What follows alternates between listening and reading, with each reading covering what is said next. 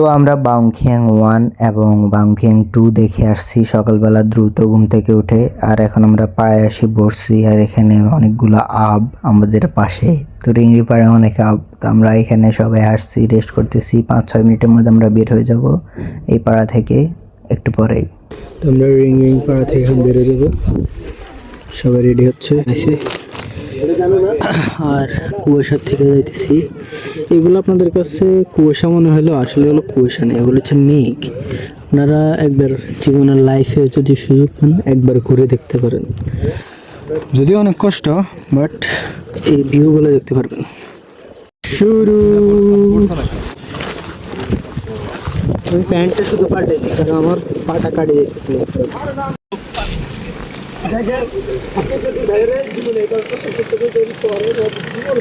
পুরোটা রাস্তা পিছল খাইতে খাইতে এসছি।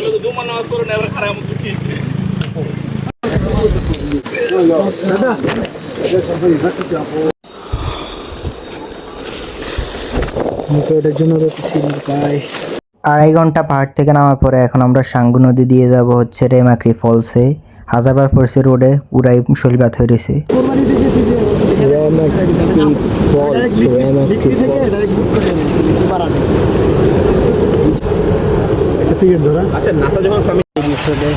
লাইক ফ্রেন্ড সব আছে। তার অবস্থা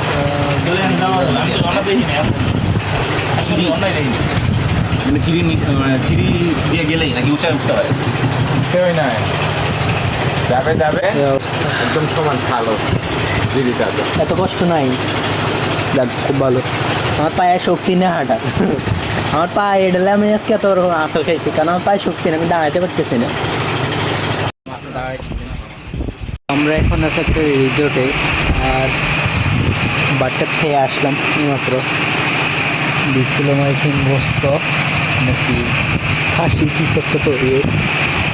আর আমার বয়স শোনা না যে কিছু করার নাই, পাশে জেনারেটার চলতেছে, ব্যাঙে ডাক দিতেছে, কিছু করার না আমার। তো এখন বাজতেছে কয়টা, 9:36।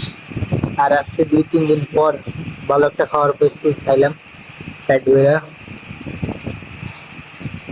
তো 2-3 দিন আমার পুরা ইয়ে করে গেছে, আর আমার কিন্তু এখন কি অবস্থা, তো কে জানে কি কি কারণে হয়েছে। আয়োজন দেখি কথা বলি, ব্লগ খারাপ, কে জানে এখানে কি হয়েছে। চলছিল প্রথম একদিন, তারপরে ওখানে ওরকম হয়ে গেছে, তা পুরাই খারাপ। এগুলো সব দেখা করে। তো এখন শুয়ে যাবো। আজকে ব্লগটা এখন পর্যন্ত, আজকে থেকে আমি ব্লগ স্টার্টও করে নেই কিন্তু। আপনারা বাইরের সাউন্ডটা শুনেন, জেনারেটরের সাউন্ডটা বাদ দিই, বাইরের সাউন্ডটা শুনেন।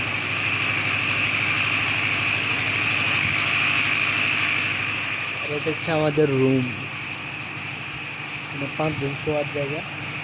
এখানে চার্জার সব আছে, ওয়াইফাই ওর ওয়াইফাই আছে,